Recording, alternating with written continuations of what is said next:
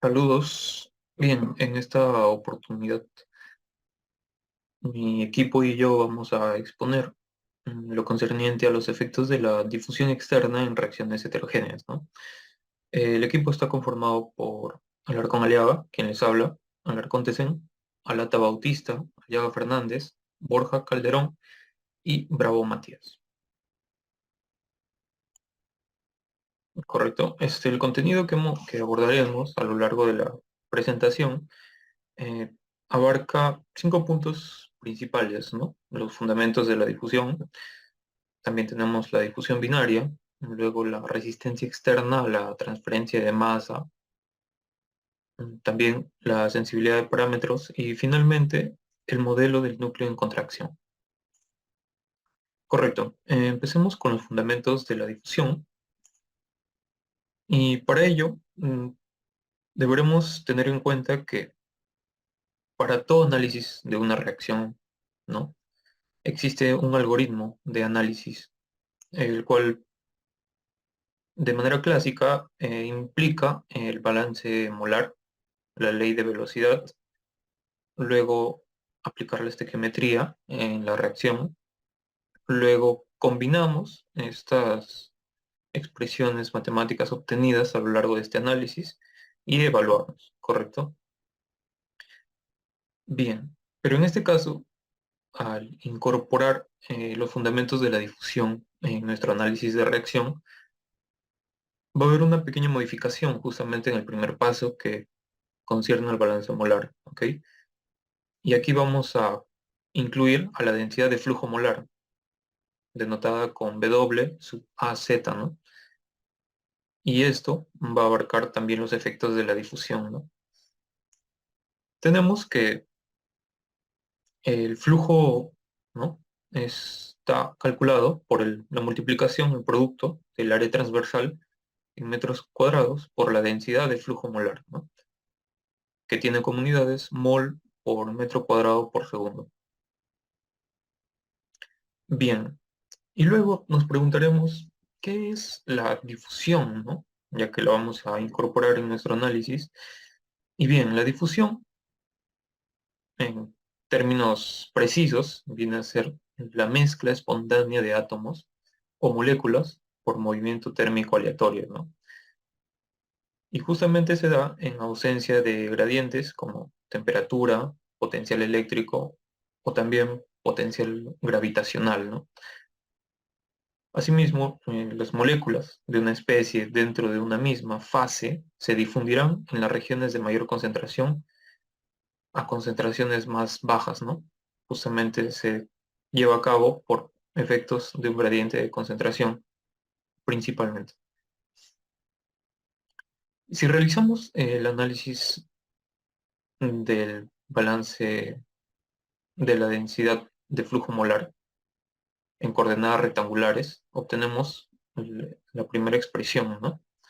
Donde consideramos eje X, Y Z, ¿no? Denotados por su vector unitario correspondiente. Y ahora imaginémonos el balance, pero ya de una especie A, ¿no? Que está contenido en un volumen de control, ya en una figura tangible, ¿no? Y en este objeto tenemos un delta de volumen que viene expresado por la multiplicación de la variación en el eje X por la variación en el eje Y y la variación en el eje Z, ¿no?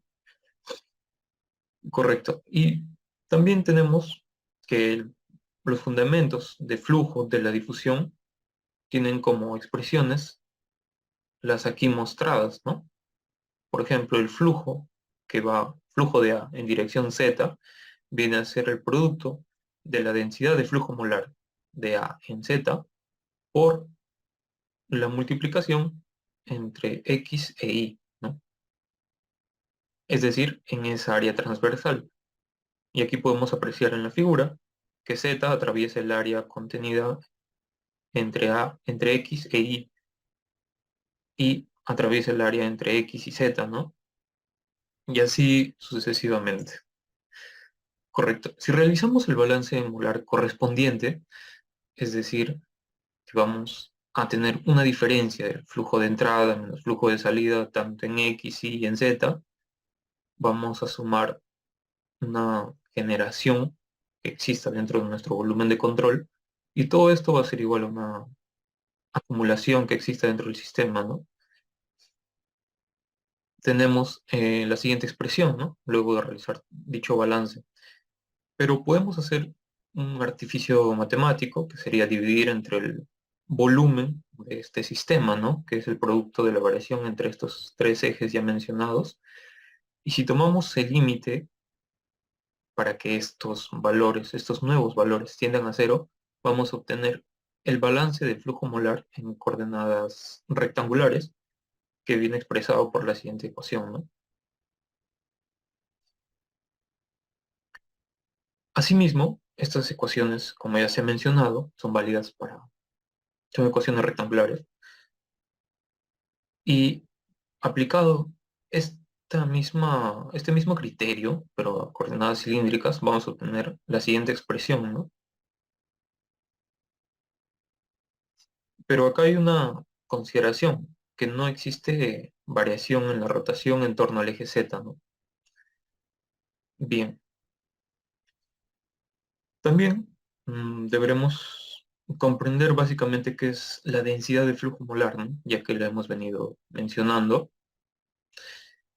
Y justamente el flujo molar de A es el resultado de la densidad de flujo de difusión molecular en relación con el movimiento del volumen de líquido producido por un gradiente de concentración, ¿no? Y también es el resultado de la densidad de flujo resultante del movimiento del volumen de fluido. Y aquí tenemos como W sub A la densidad de flujo, y esto es producto de dos variables, ¿no? Que viene a ser la densidad de flujo de difusión molecular y la densidad de flujo resultante del movimiento del volumen del fluido, que a su vez tienen expresiones que también los definen con respecto a otras variables, ¿no? Por ejemplo, el P sub A está expresado por el producto de las fracciones molares, ¿no? Por la sumatoria de W sub R, y también la podemos expresar en función de las concentraciones, ¿no? Que viene a ser un producto de la concentración por el volumen, por la velocidad, perdón. Y justamente esa velocidad promedio se va a calcular como el producto, o sea, la sumatoria de productos de la fracción molar de la especie I por la velocidad de la partícula de la especie I, ¿correcto? Pero ¿qué pasaría si tenemos una especie binaria? Es decir, ya tendríamos dos componentes, tanto A y B. La densidad de flujo de A con respecto a un sistema fijo de coordenadas, la densidad ya hemos ido diciendo que es W sub A, va a ser el producto de la concentración de A por la velocidad de la partícula de A, ¿no? Y en este caso, la velocidad promedio para un sistema binario va a ser el producto de la fracción molar de A por la velocidad de la partícula de A más la fracción molar de B por la velocidad de la partícula de la especie B, ¿no? Y ya una vez vistas estas nuevas expresiones, podemos expresar la anterior, la principal de densidad de flujo molar, ya en función de estas nuevas, ¿no? Ya sea en términos de la concentración o en términos de la fracción molar de A. Correcto. Ahora, ¿qué es la ley de Fick, no? Y justamente es la ecuación que nos permite comprender este fenómeno de la difusión, ¿no? Y justamente para sistemas binarios eh, nos permite determinar cómo es que la densidad de flujo de difusión molar para una especie se relaciona con su gradiente de concentración, ¿no? Se incorpora una constante denominada la constante de difusión de A en B, en este caso, pero también puede ser de B en A, ¿no? ¿Correcto? Y para comprender cómo se ha llegado a esta ecuación, mm, existen analogías, ¿no? Entre las transferencias, fenómenos de transferencia que ya conocemos, tales como el calor, transferencia de calor, que está denotado por la ley de Fourier, o también con la transferencia de cantidad de movimiento, ¿no? Que está denotado por la ley de la viscosidad de Newton.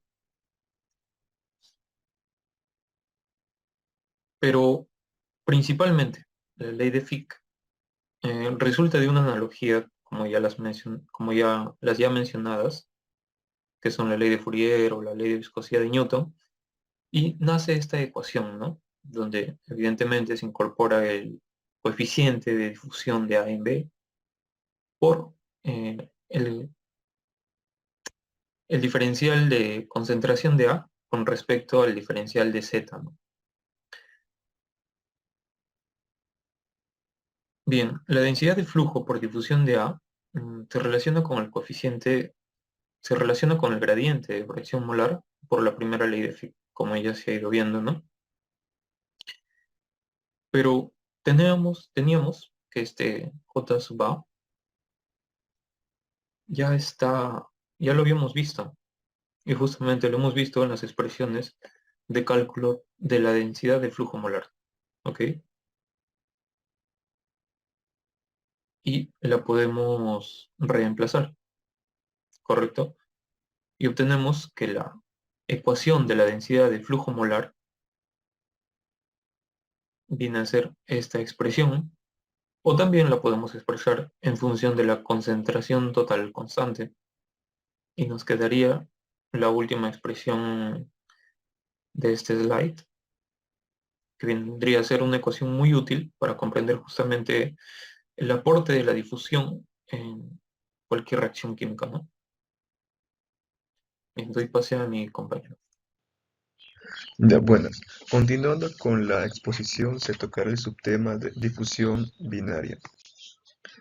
Ahora, la difusión binaria, aunque en muchos sistemas incluyen más de dos componentes, la difusión de cada especie puede considerarse como si se efectuara a través de otra especie única y no a través de una mezcla si definimos dicha difusividad efectiva. Ahora, evaluación de la densidad de flujo molar. Se consideran condiciones típicas que surgen en problemas de transferencia de masa y luego se tratará de demostrar la evaluación de la densidad de flujo molar. Primera y segunda condición es la contradifusión equimolar y concentración diluida. En la ecuación que se presenta son los moles difundidos de A es igual al negativo de la difusividad de A en B y una concentración y una variación en la concentración de A. Y la tercera condición es difusión a través de una película estancada. Y esta condición no ocurre con mucha frecuencia. Ahora, que es igual al flujo de A, igual al volumen por su concentración. Ahora, contradifusión equimolar. Por cada mol de A que se difunde en determinado sentido, se difunde una mol de B en el sentido opuesto. Ahora, una expresión para los moles difundidos de A en términos de su concentración para el caso de concentración. Su madre. Lo que es para el caso de la contradifusión equimolar, se obtiene una simple situación de una simple sustitución de ecuaciones. Que ahora para concentraciones diluidas, la fracción molar del soluto se difunde y el movimiento volumétrico en dicho sentido de la difusión son pequeños. El segundo término, que sería el lado de la derecha de la ecuación, sería prácticamente perceptible o dicho igual a cero. Ahora, la concentración del soluto suele ser pequeña para relacionar los moles difundidos de A con el gradiente de concentración dentro de dicha capa límite. Ahora, la difusión a través de un gas estancado, simplemente la ah, moles difundidos de B se considera cero. Ahora, convección forzada. Para sistemas con densidad de flujo de A, se asume que la difusión en el sentido del flujo es pequeña en comparación con la contribución de la densidad de flujo volumétrico en ese sentido. Ahora, difusión y transporte por convección. Para efectos de la especie A, su flujo de A, en un sentido específico Z, que es el producto de su densidad de flujo molar en dicho sentido u orientación, de los moles difundidos de A en la dirección Z, por el área de corte transversal normal al sentido del flujo. Ahora, en la ecuación de la izquierda es ecuación para flujo molar y la de la derecha es ecuación para el estado estacionario.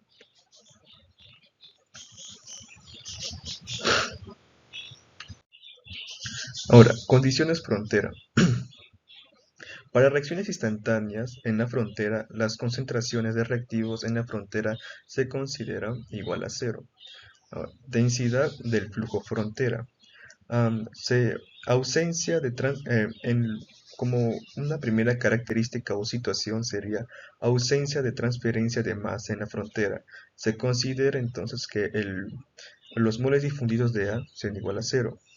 También se suele igualar la densidad del flujo molar a la superficie con la velocidad de reacción sobre dicha superficie, que en la tercera ecuación sería solamente moles difundidos de A en la superficie sería igual a su velocidad de reacción de A, pero en dicha también superficie.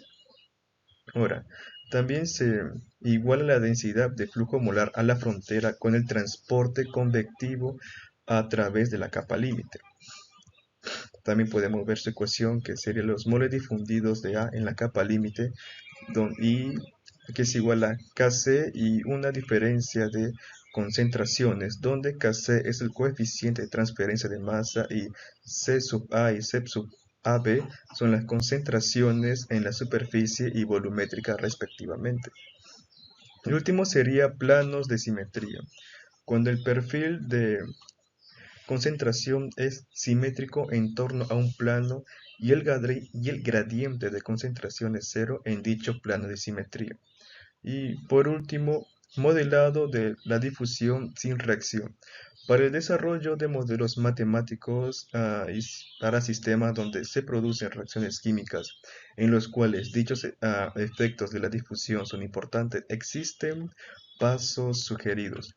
Como primer paso sería el balance molar diferencial de una especie en particular A. Luego sería sustituir el flujo de A en la dirección Z en términos de los moles difundidos de A en la dirección Z. Ahora, reemplazar dichos moles A en dirección Z por la expresión adecuada para el gradiente de concentración. Luego, indicar las condiciones fronteras, a las cuales condiciones típicas fueron explicadas en el punto anterior. Luego de ahí, resolver el perfil de concentración y por último, resolver la densidad de flujo molar. Bueno, continuando con la exposición, voy a exponer la parte de la dependencia de la difusividad de A en B con la presión y temperatura. Bueno, en este caso tenemos que ver que los coeficientes de difusividad van a depender si es un gas líquido o sólido. En este caso, estos se pueden predecir mediante la ecuación de Nugent, pero también se pueden encontrar en el manual del Perry. En este caso vamos a presentar en tabla, ¿no? Diferentes ecuaciones para las ecuaciones de difusividad de gas líquido y sólido. Es muy importante recalcar que la difusividad en los gases es inversamente proporcional a la difusividad en los líquidos, en lo cual es directamente proporcional a la temperatura, y en los gases inversamente proporcional a la presión, como podemos ver en los gráficos. En la tabla se nos presentan las relaciones de difusividad que habíamos comentado y vemos que aumenta el orden de magnitud de gas, ¿no? Disminuye de gas a sólido. Tenemos que la difusividad en los gases va a depender en de la presión y la temperatura, en los líquidos de la viscosidad y la temperatura, y en los sólidos netamente de la temperatura y la energía de activación. Bueno, vamos a continuar aquí con el modelado. Vamos a hacer un modelo para poder resolver problemas de difusión con reacción química. Este modelo tiene como objetivo principal el darnos una enseñanza de cómo se pueden resolver estos problemas para después enfrentar de manera creativa otros problemas en la cual el desarrollo no va a estar estandarizado, como vemos por medio de pasos. Entonces tenemos aquí los pasos para poder modelar el sistema químico, donde hay reacción y difusión. Primero vamos a definir el problema, ¿no? Vamos a formular suposiciones para comenzar con el sistema, definir el sistema y plantear el balance molar, ¿no? Vamos a realizar el balance molar para cada especie en particular. Luego vamos a obtener de este balance molar la ecuación diferencial, que va a estar en función del peso del catalizador, que también es proporcional, que vamos a ver ahorita su relación con la ley de reacción, ley de velocidad, mejor dicho. Entonces, reordenando esta ecuación que tenemos en el punto 3, vamos a hallar la ecuación de balance, de manera que tomando límites vamos a hacer que el volumen tienda a cero y nos quedará una ecuación diferencial. Luego sustituimos la expresión adecuada, que incluye obviamente el gradiente de concentraciones, para el W sub A, y vamos a tener una ecuación diferencial de segundo orden con esto para la concentración de A. Luego con esto vamos a expresar la ley de la reacción, ley de velocidad de reacción, si es que la hubiese. También podría darse el caso, como estamos en catalizadores, en reacciones heterogéneas, podría ser que la ley de velocidad sea fraccionaria y con los coeficientes de absorción. Entonces, si es que la hay, vamos a hacer esta en términos de concentraciones y vamos a sustituirlo en la ecuación diferencial. Vamos a unir las dos ecuaciones y después de ello vamos a formular las condiciones de frontera y las condiciones iniciales para poder simplificar nuestras ecuaciones. Con ello, seguimos colocando las ecuaciones diferenciales con las condiciones de frontera y hacemos uso de las formas adimensionales para poder reducir términos, ¿no? Con ello tenemos el perfil de concentración, la ecuación diferencial. Tendremos la ecuación diferencial para el perfil de concentración y vamos a diferenciar, ¿no?, este perfil para poder encontrar una expresión del flujo molar, ¿no?, de la densidad de flujo molar de A, para poder así obtener valores numéricos reemplazándolos, sustituyendo. Bueno, entramos al apartado de resistencia externa a la transferencia de masa. Es un capítulo que le sigue para poder ir al final con un desarrollo de un ejercicio en el cual aplicaremos tanto el método de solución para un sistema de difusión y reacción y lo principal, ¿no?, que vimos de las ecuaciones de difusividad. Bueno, entonces aquí vemos el coeficiente de transferencia de masa. Cabe recalcar que el estudio va a ser de tipo de que el flujo, vamos a estudiar en el flujo más allá de una sola partícula del catalizador y no en lo que lo rodea, ¿no? Entonces solamente nos vamos a fijar en la superficie externa del catalizador.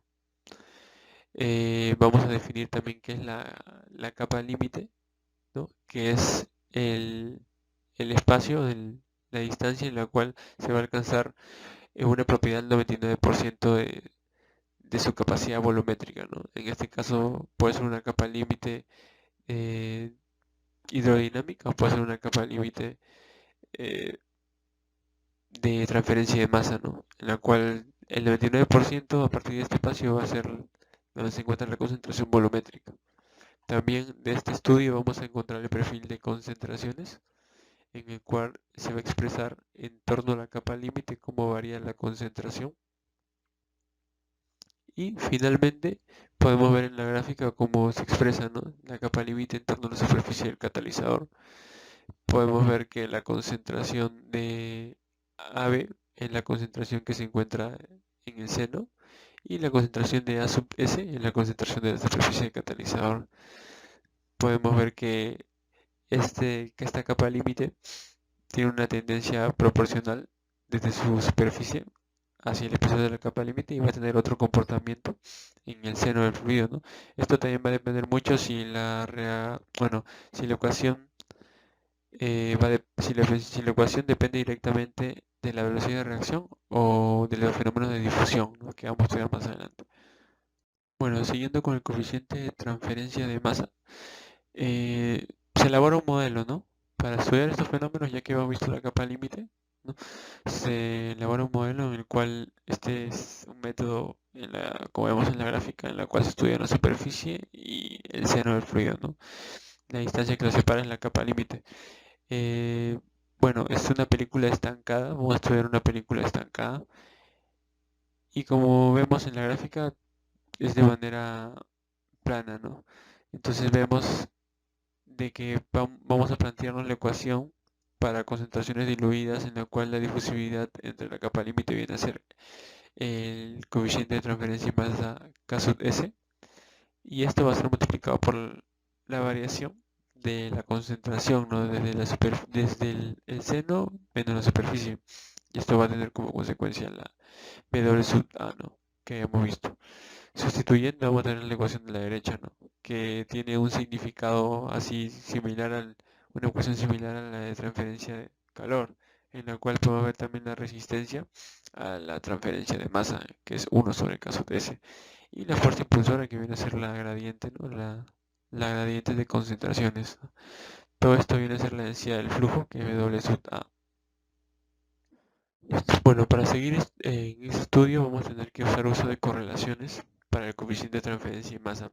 Hemos visto en diferentes bibliografías como el Tribal, los coeficientes de transferencia y masa están en funciones de números adimensionales. Por lo tanto, para la transferencia y masa se va a aplicar 3, ¿no? En el cual viene a ser el número de Nusselt, Reynolds y Brandt. Estos son extraídos de la transferencia de calor en la parte de convección forzada. Entonces, estos tres grupos y su relación, ¿no? Como la vemos aquí en la parte de abajo, vemos Nusselt igual a 2 más 0.6 Reynolds a la 0,5 por Brandt a la 1 tercio, que es la relación de los tres números adimensionales, tienen una analogía, ¿no? Por tener geometrías similares. Por tener geometrías similares se pueden usar para poder reemplazar números adimensionales que son propios de la transferencia de masa. En este caso, el coeficiente de calor, de transferencia de calor, se va a reemplazar por el caso S, que es el de masa, y el caso T por el de difusividad de A en B, así como Smith por Nusselt y Brandt, ¿no? Igualmente, podemos darnos cuenta que las primeras dos relaciones de los coeficientes de transferencia de masa y difusividad han sido extraídos de las leyes, ¿no? De gradiente de temperatura por coeficiente de transferencia de calor y gradiente de concentraciones por coeficiente de transferencia de masa. Entonces, esos dos han sido de manera análoga comparados, ¿no? De ahí se extraen. Igualmente en la ley de Fourier y en la ley de Fick, ¿no? En la cual la difusividad y el caso T vienen a ser análogos. Entonces, de esta analogía se van a tener como resultados los números adimensionales que tenemos en la parte derecha, ¿no? En la cual el número de Smith, ¿no? Y el número de Reynolds, ¿no? Van a ser relacionados para poder encontrar la otra variable, ¿no? De manera análoga. Ya bueno, entonces siguiendo con el estudio vamos a aplicar todos los conceptos que hemos visto hasta ahora. Tenemos que un ejercicio en el cual se va a aplicar dos tipos de casos, ¿no? Por ejemplo, este estudio se va a hacer en torno a la difusión de reacción sobre una partícula de catalizador. El primer caso va a ser una reacción rápida, donde vamos a ver que la velocidad de difusión es limitante, y el segundo caso va a ser una reacción lenta, donde no hay gradiente de concentración, y vamos a ver cómo se grafican estos dos tipos de situaciones, ¿no?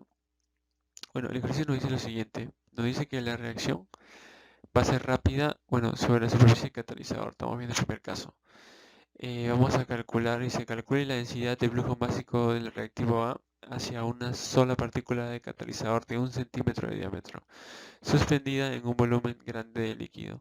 El reactivo está presente a concentración diluida y se considera que la reacción se realiza instantáneamente en la superficie externa de la partícula, es decir, la concentración de A en la superficie viene a ser cero. La concentración volumétrica del reactivo es de 1 molar y la velocidad del líquido en sistema libre es de 0.1 metros por segundo. La viscosidad cinemática es de 0.5 centistock y tenemos ahí también la conversión y la difusividad líquida de A, ¿no? Así como la temperatura. Entonces, como teníamos la ecuación que viene a ser de la gradiente de concentración por el coeficiente de referencia y masa en sistema de diluidos, la tenemos acá en la ecuación número 1. Vamos a aprovechar esa ecuación. Aprovechando la ecuación de W sub A, ¿no? De la reacción, vamos vamos a asumir que tenemos que calcular los componentes de esta ecuación, que viene a ser la gradiente de concentraciones, que viene a ser el dato del problema. Nos viene a dar que la concentración de A en el seno es 1000 mol por decímetro cúbico y la concentración de la superficie sería 0, ¿no? ¿Por qué? Porque bueno, el reactivo está presente a concentración diluida, por lo cual se considera que la reacción se realiza instantáneamente en la superficie externa de la partícula, entonces la de A viene a ser 0. Bueno, tenemos que el coeficiente de transferencia de masa va a depender directamente de números adimensionales, por lo cual vamos a aplicar la ecuación adimensional del número de Sherwood y con los datos de difusividad y viscosidad vamos a calcular el número de Sherwood, el número de Reynolds con la densidad, la viscosidad, ¿no? El diámetro de la partícula, ¿no? Vamos a poder hallar y la velocidad vamos a poder hallar su número de Reynolds, que viene a ser 2000. Y mediante la relación de el número de Smith, Reynolds y Sherwood, vamos a poder reemplazar en la ecuación y encontrar el número de Smith, ¿no? Que está directamente ligado con el número que representa el coeficiente de transferencia de masa, que es K sub C. Entonces, reemplazando la difusividad, el diámetro de la partícula y el número de Smith, encontramos el coeficiente de transferencia de masa. Tenemos todos los datos suficientes, reemplazamos en la ecuación de W sub A y encontramos su valor que de densidad de flujo molar, que viene a ser 4,61 por eso a la menos 3. En este caso, metros por segundo. Este valor, no, de mol por metros cuadrados por segundo. Entonces tenemos aquí que este valor viene a ser igual a la ley de velocidad por unidad superficial de área, ¿no? Entonces, igualando va a tener el mismo valor la ley de velocidad. Para poder seguir con el estudio, ya que estamos solamente en ecuaciones, vamos a tener que suponer un modelo, ¿no? Un modelo de reacción química. Y nosotros vamos a hacer un modelo simple, ¿no? Una consideración de una isomerización que A se forma en B, donde la concentración de A es en la superficie y la concentración de A es en el seno, ¿no? Donde la concentración de A es mayor que la concentración de A en la superficie, obviamente. Ya. Bueno, vamos a continuar con el ejercicio. En este caso tenemos ahora que en la ley de velocidad ya tenemos la velocidad de reacción, ¿no? Calculando la densidad de flujo, ¿no? Entonces, con esta ley de velocidad vamos a trabajar, ¿no? En este caso, esta ley de velocidad no viene a ser una ley de velocidad como por una reacción homogénea, porque estamos aplicando un catalizador. Entonces, vamos a utilizar una ley de velocidad fraccionaria, ¿no? En el cual tenemos que la reacción superficial tiene ese mecanismo, ¿no? En este caso, el mecanismo que sigue es de Langmuir, ¿no? Que hemos visto en la exposición pasada, que tiene que ver con los coeficientes de absorción, ¿no? Y cómo estos atrapan a la partícula en los sitios activos, ¿no? Entonces tenemos la ley de velocidad y vamos a hacer consideraciones para poder reducir notablemente su expresión, porque es muy complicada. Vamos a hacer la consideración número 1, en la cual vamos a decir que la temperatura es suficientemente alta y que esa temperatura, al ser suficientemente alta, se va a considerar una absorción muy débil por una baja cobertura superficial. Entonces, la parte de las coeficientes de absorción va a ser diminuta, va a ser mucho menor que 1, haciendo que sea despreciable, ¿no? Y va a resultar en la parte final, ¿no? Que va a ser menos la velocidad de reacción, es igual a K sub R por la concentración de A en la superficie, ¿no? Que tiene la forma de una velocidad de reacción homogénea. Ahora, tenemos que vamos a aplicar las condiciones de frontera, ¿no? Como decía el método para poder hacer esos ejercicios de reacción-difusión que hemos explicado hace un momento en una tabla, tocaba hacer las condiciones de frontera, en la cual vamos a considerar la ecuación anterior, ¿no? De K sub C por la gradiente de temperatura, ¿no? Toda esa relación que teníamos con la ley de velocidad y el K sub R por el K sub AS. Vamos a hacer que la condición de frontera es la siguiente, ¿no? Que la concentración de A en la superficie no se mide tan fácilmente, ¿no? No se mide tan fácilmente como en la concentración volumétrica. Entonces, es necesario eliminar esta concentración A sub S, porque no es fácil de medir. Entonces, de la ecuación para la densidad de flujo, que viene a ser el W sub A, y la velocidad de reacción, vamos a despejar esta concentración de A sub S, ¿no? Y nos queda la expresión que está abajo, ¿no? Despejándolo, donde K C A sub S es igual a K sub S por la concentración de A entre la concentración de R más la concentración, bueno, el K sub C, que viene a ser el coeficiente de transferencia de masa.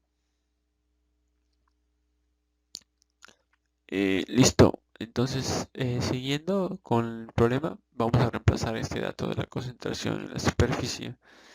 Y tenemos que la concentración en la superficie por la constante de velocidad K sub R de reacción, constante de velocidad de reacción específica, va a ser la siguiente expresión, ¿no? Que representa tanto como la densidad de flujo molar como a la velocidad de reacción. Esta expresión va a ser próximamente evaluada para ver el coeficiente de transporte efectivo, y este viene dado por la siguiente expresión, ¿no? Esta expresión y el coeficiente de transporte activo a menudo, ¿no? A menudo se observa que la densidad del flujo hacia la superficie o procedente de ella está escrito en términos de coeficiente de transferencia, el coeficiente de transporte activo, ¿no?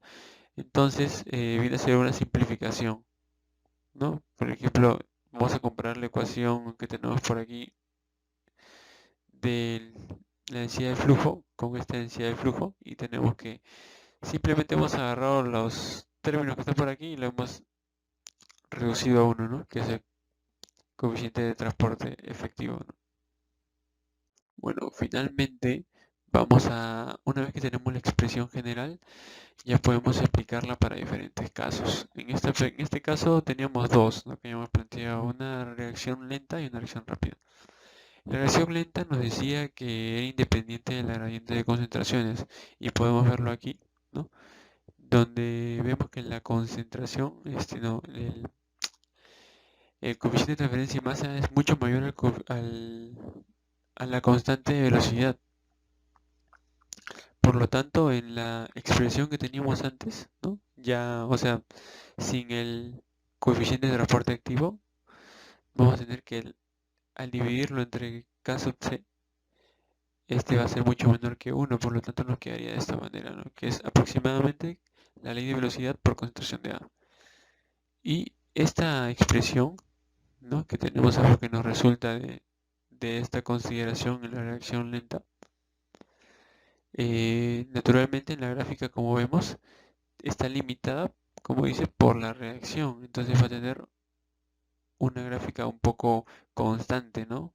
No tan constante, pero un poco constante en la gráfica de aquí. En cambio, para la reacción rápida, vamos a cumplir otro tipo de consideración, en la cual, al revés, ¿no? Ahora la constante de velocidad va a ser mucho mayor que el coeficiente de transferencia de masa. Entonces, en la ecuación de la ley de velocidad, vamos a tener que, al dividirlo entre la constante de velocidad, este término se hace mucho menor que 1, y se considera aproximadamente que es el coeficiente de transferencia de masa por la concentración de A. Y este coeficiente de transferencia de masa obviamente dependía de números adimensionales. No es como la constante de velocidad que va a depender de la temperatura principalmente y la presión, ¿no? Entonces, en este caso depende netamente del coeficiente de transferencia de masa en la reacción rápida. Y este de números adimensionales. Y como vemos la expresión del coeficiente de transferencia de masa nos va a quedar en función de muchas variables, por lo tanto, su gráfica, en la gráfica, viene a ser la primera parte, que es limitada por la difusión, va a tener una forma directamente proporcional, una curva, ¿no? Que luego va a tender a ser constante por la reacción lenta, ¿no? Que viene a ser limitada por la reacción, ¿no? Y estos dos forman el perfil, ¿no? El perfil de la velocidad de reacción, ¿no? Que viene a ser limitada por ambos fenómenos, reacción y difusión. Bueno, ahora veremos las aplicaciones en un lecho empacado y en específico vamos a hacer el análisis en un reactor PBR, el cual es un reactor PFR pero con la presencia de los catalizadores, los cuales, como podemos observar en la imagen, van a darnos un análisis del lecho empacado, de un reactor de lecho, bueno, de un sistema de lecho empacado, como podemos observar. Por lo que, en este caso, vamos a utilizar la ecuación química, bueno, la ecuación de reacción química siguiente, que se observa en la imagen, para realizar este análisis, en donde nuestro objetivo principal va a ser encontrar la relación que hay en este sistema con la transferencia de masa y ver cómo es que lo limita. Para esto, después de haber realizado el balance utilizando el siguiente sistema, considerando un Z y un Z adicional diferencial, luego del balance tenemos la siguiente ecuación diferencial. Por lo que, a partir de esta ecuación diferencial, vamos a hacer una asunción en donde vamos a relacionar el flujo molar del reactante con justamente el R, ¿no? Nuestra velocidad de reacción. Es decir, como podemos observar aquí en la imagen, en donde eso representaría la superficie del catalizador, justo notamos que el W que vendría a representar el flujo molar se relacionaría con la velocidad de reacción debido a que serían iguales. Esto porque justo al instante en el que se traslada la partícula hacia la superficie, es decir, su flujo, sería igual a la velocidad en la que ésta va a desaparecer, es decir, su velocidad de reacción. Por lo que, continuando con este análisis e integrando la ecuación, obtenemos la ecuación 3.2, en donde justamente encontramos ya el coeficiente de transferencia de masa, junto con las concentraciones, en este caso inicial y final. Lo que podemos observar es que es una relación exponencial, en donde, si seguimos deduciendo, a partir del concepto de conversión, podríamos obtener la ecuación 3.3, en donde la conversión va a depender del coeficiente de transferencia de masa, por lo que, a su vez, va a limitar esta reacción. El funcionamiento del reactor de leche empacado es el siguiente, es decir, va a ingresar un fluido y va a interactuar con nuestro leche empacado, en este caso los catalizadores, produciéndose esta difusión por convección. Los perfiles de la concentración sobre el Z sobre L las podemos observar en la imagen, en donde observamos que la conversión va a ir subiendo a medida que avanza el Z, ¿no? Como un reactor PBR. Entonces, de esta ecuación diferencial vamos a sacar muchas asunciones, debido a que, como ahora entra en juego nuestro coeficiente de transferencia de masa, vemos que este a su vez está relacionado mediante correlaciones con los parámetros de operación, es decir, el flujo y nuestra temperatura. Por lo que, al variar el flujo y la temperatura, también obtendremos una variación de nuestro coeficiente de transferencia de masa, lo que a su vez haría, según la ecuación anterior, 3.3, variar la conversión. Entonces, podríamos deducir que de este capítulo, bueno, de esta sección que hemos analizado, algo muy importante a tener en cuenta son los parámetros de operación, debido a que van a influenciar directamente, en el caso de estas reacciones que están están limitadas por la transferencia de masa en nuestra conversión. Bueno, entonces, luego de haber revisado los conceptos, vamos a ver cómo se aplican en el siguiente problema, el cual nos plantea el uso de la hidracina como propulsor para los satélites, en donde nuestro catalizador va a ser el iridio. Y justamente nos dan todas las condiciones a las que operaría nuestro reactor, es decir, su longitud, su diámetro, su velocidad, su temperatura, y a partir de estos, hallar la conversión. En este caso, se toma en consideración que es una reacción limitada por la transferencia de masa. Los datos adicionales que tenemos son la porosidad, la fluidez y la difusividad. Bueno, entonces, sabiendo que partimos de la ecuación ya mencionada 3.3, en donde se relaciona la conversión con el coeficiente de transferencia de masa, mediante una correlación, en este caso elegimos la correlación de Thoenes-Kramers, podemos hallar este coeficiente de transferencia de masa. Pero también hay otra variable que debemos hallar, que es el AC, el cual nos relaciona la superficie del catalizador sobre el volumen del lecho empacado. Esta está relacionada con la porosidad, por lo que ahí se ve el 0.4, y el diámetro de partícula. Y esto es en específico justamente para un lecho empacado. Es decir, esta fórmula es específica para un lecho empacado.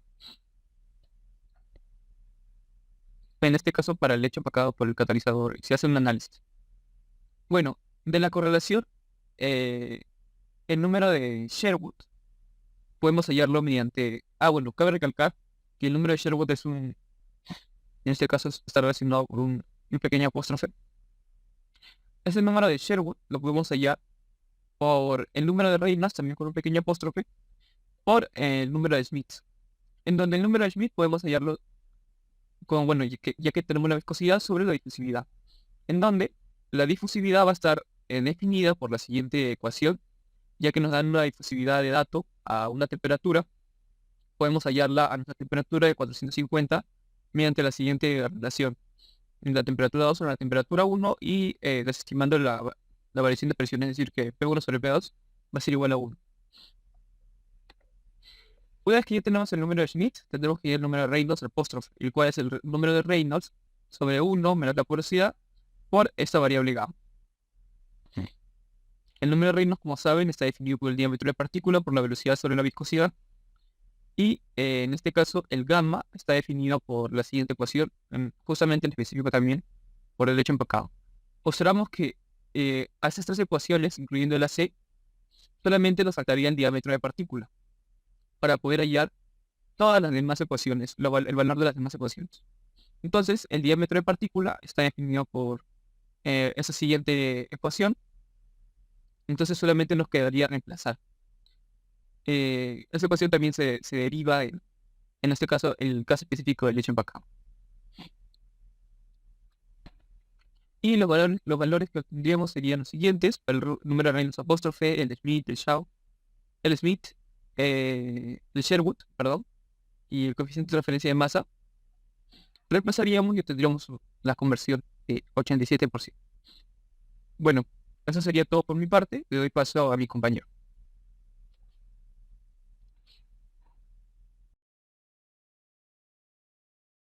Soy Daniel Alarcón y continuaré con la exposición en la parte de sensibilidad de parámetros y en el what if, o introducido en qué sucedería así.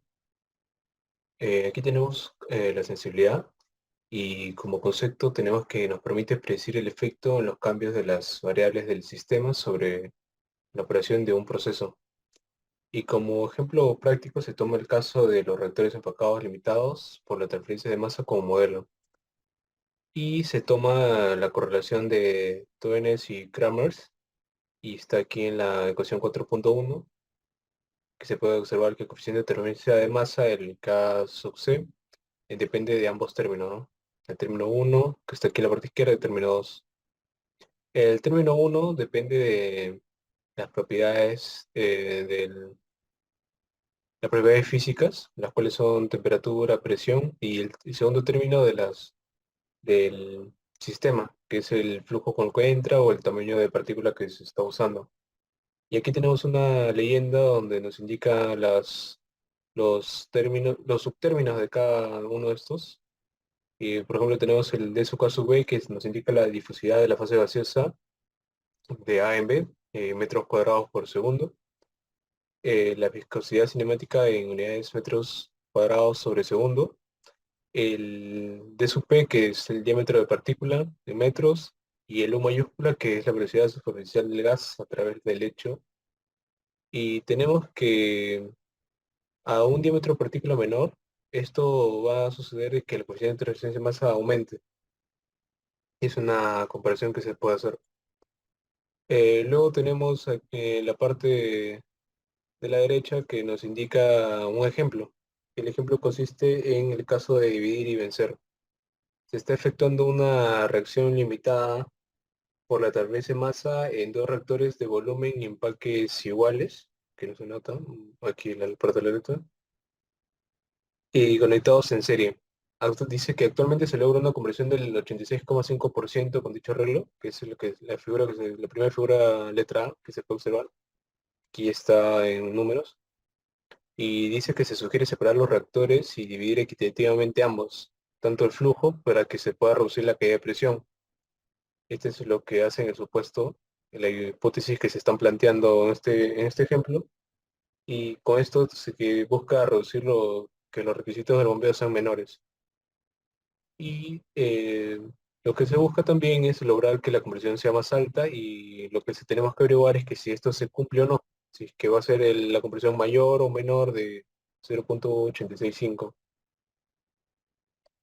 Luego, para solucionar esto, nos indica el problema que hay que despreciar el efecto de los cambios pequeños de temperatura y presión sobre la transferencia de masa. Esto está relacionado más a la velocidad de reacción, que en el capítulo 3 se nota de que a un cambio significativo de presión, 10 grados, la velocidad de reacción se puede duplicar. Esto no se cumple siempre, pero tratan acá de decirlo de que no, de que este debe ser uno de esos casos. Luego, la ecuación de la conversión en función de la longitud del reactor por una reacción limitada por la transferencia de masa, que es la que tenemos aquí, ecuación 4.2, y analizamos primero por el sistema en serie. Tenemos aquí la ecuación y la conversión a la cual nos están dando, y todo se pone para este caso de en serie con su índice 1. Y para el sistema paralelo con su índice 2 y la conversión a la cual tenemos hallar. Luego en la parte derecha tenemos que una relación en tanto entre el sistema paralelo como el sistema en serie. Se busca una relación para así poder saber cuánto es más o menos la relación entre ambos valores de conversión. Y tenemos que el área superficial por unidad de volumen A sub C es la suma en ambos sistemas. Y por condiciones del problema tenemos que L2 es igual a 0,5 de L1, U sub 2 es igual a 0,5 de U sub 1, y la conversión que es 0,865. Y también tenemos de la ecuación anterior la 4.1, que es la de aquí, que el caso C, la coeficiente de transferencia de masa, depende de la velocidad superficial del gas. Y por eso es que se pone de esta manera, y luego se puede sacar una relación que está aquí en la parte derecha, en la ecuación 4.6, con la cual se busca tener una relación para poder reemplazar. Y dándole forma a la ecuación 4.5, que es la que tenemos acá arriba, y reemplazando esto de aquí, tenemos que U sub 1 entre U sub 2 por caso C entre caso 1 nos va a dar igual a U sub 1 entre U sub 2, todo esto elevado a 0,5. Esto se da mediante esta parte de aquí multiplicando, ¿no? Por 1 entre U2, esta parte que nada es algebraica.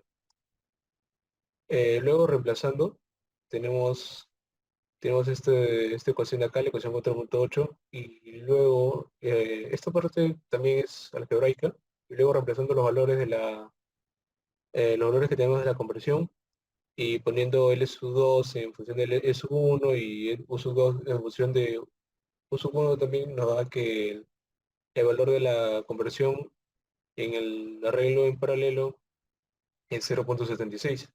Y notamos que la disposición en paralelo tendrá la ventaja de una menor caída de presión, esto es dividiendo los flujos en dos partes iguales a través del lecho. Sin embargo, esto afecta el grado de conversión de manera significativa, ¿no? Anteriormente se notamos que el grado de compresión es 0,865 y para este caso tenemos que es 0,76, es decir, que hay una disminución significativa.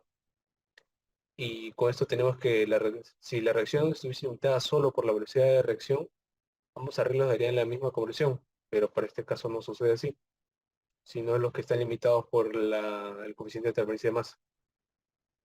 Y luego tenemos también otro ejemplo que parte del anterior, y este es el caso de los ingenieros demasiado entusiastas, se denomina este ejemplo, y que es la misma reacción que se llevará a cabo en los dos reactores de serie, uno donde se sugiere que la velocidad de reacción podría aumentarse por un factor de 2 a la 10, aumentando la temperatura de reacción de 400 a 500 grados Celsius. Y esto es con lo que me refería a lo del capítulo 3, que dice que arguyen que la velocidad de reacción se duplica por cada aumento de 10 grados de la temperatura. Sin embargo, llega otra persona, otro ingeniero, que da otra sugerencia, que dice que se realice dicho aumento de la temperatura, o sea, de 400 a 500, pero indica que solo debe esperarse un incremento del orden de 2 al cubo o 2 a la cuarta. Y en estas dos hipótesis nos piden determinar cuál de las dos propuestas es la que tiene razón. Claro que es muy improbable que este aumento de 2 a la 10 se dé, ¿no? Por el incremento de 10 grados del aumento de temperatura. Y luego tenemos aquí la solución del ejemplo 2, que dice que hay que considerar casi todas las velocidades de reacción superficial que aumentan más rápidamente con la temperatura que la velocidad de difusión. Esto sea como consideración. Y al incrementar la temperatura solo crecerá el grado en la cual la reacción es limitada por la transferencia de masa. Y por ende tenemos que para el caso 1, que es el inicial, tenemos que la temperatura es de 400 grados Celsius y la compresión que nos dieron de 0,865. Y para el caso 2, a una temperatura de 500 grados Celsius, calcular la nueva compresión. Todo esto en un mismo arreglo en serie. Y tenemos que la ecuación, el cociente de la ecuación de la conversión del caso 2 por el caso 1, se cumple esta relación, que tanto la longitud reductor 1 es igual a la longitud reductor 2, esto porque se está trabajando en ambos casos igual. Y también se efectúa a partir de la ecuación, a partir de esta relación de acá, se efectúa para ambos casos un cociente, con lo cual también se puede determinar en cómo ha estado variando la conversión en cada caso y para así poder determinar la conversión 2. Se realiza, se realiza este cociente y luego se tiene como en cuenta que el flujo molar alimentario permanece constante, o sea que este flujo acá, F sub T sub 0, y a partir de las correlaciones tenemos estos valores que también se van a mantener, que van a ser los mismos en términos de presión, el R, la constante y la temperatura.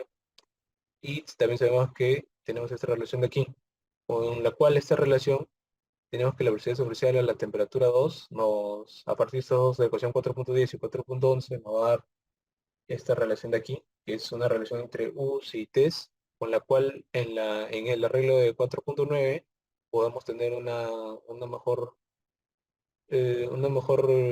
interpretación de la temperatura. A poner todo en función de la temperatura, esta parte algebraica, a poner todos los coeficientes de referencia de masa en función de la temperatura, se podría sacar una relación en función de las temperaturas que son lo que nos dan de dato, que son los 400 y 500 grados Celsius. Luego, además, nos dicen que para un tamaño igual de partícula, ¿no? O sea que dice, ahora sabemos que las siguientes equivalencias. La primera equivalencia está en la tabla 11.2 del Fogler, que es un poco más atrás de lo que se presenta en la exposición. También tenemos que la viscosidad para la mayoría de gases es una correlación, es dependiente de la temperatura al grado al 0 elevado a la 0.5. Y para gases ideales esta de aquí de la densidad, que es la temperatura al menos 1. Y relacionando estos dos últimos, tenemos que hay una relación de 3 a la temperatura elevado en 3 medios. Esto se da solamente con el cociente de estos dos. Y luego tenemos las ecuaciones 4.9 y 4.13, que son las anteriores, poder reemplazar. O sea que aquí tenemos reemplazando los valores que hemos hallado anteriormente, aquí en esta ecuación 4.15, y todo en función de la temperatura nos quedaría de esta forma. Aquí, por ejemplo, tenemos esta relación de la 4.2 está expresada aquí, en el primer término, y en el segundo término las difusividades que están en la parte de por aquí, y también esta relación de acá el tercer término con 4.12, que nos da el término de la temperatura elevada a 3 medios. Y luego aquí todo que esté en función de la temperatura, y tanto para 1 y para 2, de manera algebraica se resuelve, y reemplazando todos estos valores, nos va a dar que la nueva conversión va a ser de 0.88. Y con esto se comprueba que el aumento de la temperatura de 400 a 500 grados sí aumenta la conversión para este caso, pero solo aumenta la conversión en un porcentaje de 1,7. Y con esto se demuestra que no va a ser del orden como se dijo la primera persona, ¿no? Y por lo tanto, para un nicho enfocado de catalizadores, la dependencia de la temperatura con el coeficiente de térmica de masa, tenemos esta relación que es de la ecuación 4.1, y pasado todo esto a términos de temperatura y U, tenemos esta relación que la temperatura no va a dar elevado a un cociente de 11/12. Y además esto va a depender del flujo inicial con el que se trabaje, ya que U también puede depender de la temperatura de alimentación, que U es la velocidad superficial del gas. Luego, continuando con el modelo del núcleo en contracción, tenemos que este modelo utiliza el concepto del núcleo en contracción para explicar situaciones en las que las partículas sólidas se disuelven o reaccionan, lo que causa una disminución en la cantidad de material y una contracción en su tamaño. Este modelo es útil en farmacocinética, que tenemos aquí una imagen, ya que también en la formación de capas de ceniza en partículas de carbón y regeneración de catalizadores. Y esto se da para controlar la liberación de fármacos en el cuerpo, y se requiere evaluar la velocidad de disolución de las cápsulas y píldoras en el estómago. Esto se ve aquí normalmente los fármacos, todo lo que consumimos en medicamentos que usualmente compramos en las farmacias, y nos automedicamos muchas veces, y esta relación entre esa parte, esos encapsulados, cuánto tiempo se demora en disolverse con el ácido que hay en el estómago. Esto es lo que se busca evaluar esas velocidades de dilución, qué tan rápido se disuelven o no se disuelven. Por mi parte esto sería todo, y lo doy paso a mi compañero. Gracias. Bueno, continuando con la exposición, voy a hablar de la regeneración del catalizador. Soy la alumna Nata Bautista. En muchos casos, que van a incluir la reacción heterogénea, van a consistir, como ya fue explicado por mis compañeros, en que un reactivo en fase gaseosa va a reaccionar con una especie que está contenida dentro de un matiz sólido e inerte. Un claro ejemplo de los muchos que existen, el más común viene a ser la eliminación del carbón de las partículas del catalizador, ya que al suceder esto va a ser desactivado por la contaminación. Vamos a buscar un proceso por el cual se pueda regenerar este catalizador, y va a ser mediante el quemado de este. Como podemos observar en la figura 11.11, en el cual vemos que la partícula de catalizador poroso en un inicio está completamente lleno de lo que viene a ser el carbón, ¿verdad? Y poco a poco el carbón en primera instancia se va a retirar de los bordes externos de la partícula, así sucesivamente, disminuyendo cada vez más la concentración de carbón en la partícula, hasta que llegue un punto en el cual esta partícula esté totalmente descontaminada del carbón. Esto aproximadamente, según la gráfica, podemos ver que dura pues unas 3 horas. En base a esto podemos decir que el tiempo de regeneración puede reducirse aumentando la concentración de oxígeno, en fase gaseosa, así como también la temperatura.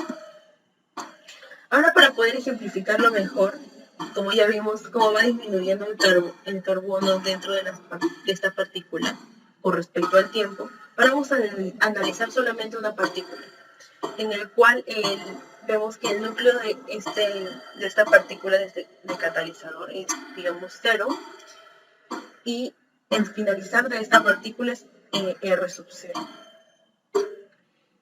Vemos que hay una parte sin reaccionar del carbón, es decir, que aún sigue la partícula y no ha reaccionado para que se vaya, que es de 0 a R, y una parte que ha sido retirado el carbón, que viene a ser de R a R sub 0. Lo que pasa es que el oxígeno se difunde, se va difundiendo y va reaccionando con el carbono, produciendo dióxido de carbono, que posteriormente va a salir de esta partícula, ya que es una matriz porosa. Entonces podemos ver que de esta manera se va a regenerar el catalizador mediante la difusión del oxígeno, que reacciona con el carbono nuevamente, lo repito, y forma dióxido de carbono, y este dióxido de carbono sale de la partícula.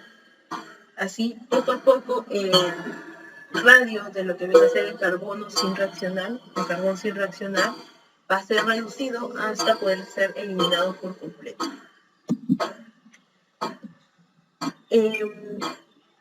Podemos ver que esta reacción en la superficie del sólido es muy rápida, de modo que la velocidad de difusión del oxígeno en la superficie va a controlar la velocidad de eliminación del carbón del núcleo, debido a lo que ya expliqué anteriormente. Aunque el núcleo del carbón va a encogerse con el tiempo, este se va a considerar un proceso no estacionario, ¿verdad? Pero vamos a asumir que los perfiles de concentración en cualquier instante son perfiles de estado estacionario, pero sobre las distancias R sub 0 menos 0. A toda esta suposición que estamos haciendo se va a denominar la suposición de estado cuasi estacionario. Para poder estudiar esto de una mejor manera, vamos a realizar primero un balance molar para el carbón elemental, y se va a igualar a la velocidad de consumo del carbón, así como también a la velocidad de difusión del oxígeno hacia la interfase de lo que viene a ser el gas con el carbón, donde va a ocurrir todo, ¿verdad? Para poder aplicar este balance diferencial molar del oxígeno sobre el incremento de delta R, que va a estar ubicado en el sitio entre R sub 0 y R, vamos a reconocer que el oxígeno no va a reaccionar en esta región. Es decir, que solo va a reaccionar cuando llegue a la interfase del carbón y el gas, que está ubicado en R igual a R. R minúscula igual a R mayúscula, como vimos en la anterior imagen. Para todo este procedimiento vamos a realizar 9 pasos, en el cual el primer paso va a ser el balance molar de oxígeno, que ahora va a ser denominado A, y entre R y R más delta R, en el cual tenemos que la ecuación inicial, que velocidad de entrada menos velocidad de salida más velocidad de generación es igual a velocidad de acumulación, que para este caso tanto la velocidad de regeneración como la velocidad de acumulación van a ser 0. Ahora todo esto se le va a dividir entre menos 4 pi r y se le va a tomar el límite. Para el paso número 2 vamos a tener que, como para cada mol de oxígeno que se va a difundir en el interior de la partícula, una mol de CO2 se va a difundir hacia afuera. Entonces la ecuación constitutiva para poder hallar lo que viene a ser la concentración molar constante va a ser la ecuación número 1, a raíz de la ecuación anterior. Para el paso número 3 vamos a combinar ambas ecuaciones y nos va a dar la ecuación número 3. Ahora vamos a tomar las condiciones de frontera, vamos a analizar qué pasa en, digamos, R igual a R sub 0. Para este caso vamos a tener que la concentración en este punto va a ser igual a la concentración inicial, y que va a ser la interfase del carbón con el gas. Como la acción va a ser muy rápida, vamos a tener que la concentración en este punto va a ser igual a 0.